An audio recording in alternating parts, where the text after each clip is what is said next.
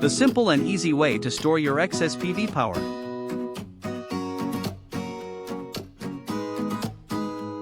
An inexpensive storage option by using boiler and buffer tank.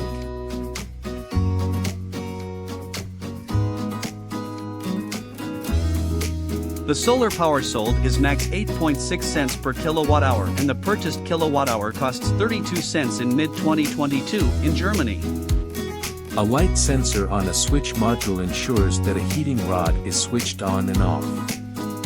Hobbyists can order this for a few euros and also assemble it. This tip and many others are in the book explained in detail.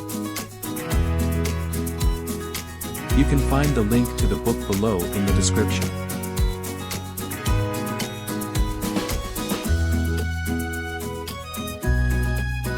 Montepree@gmail.com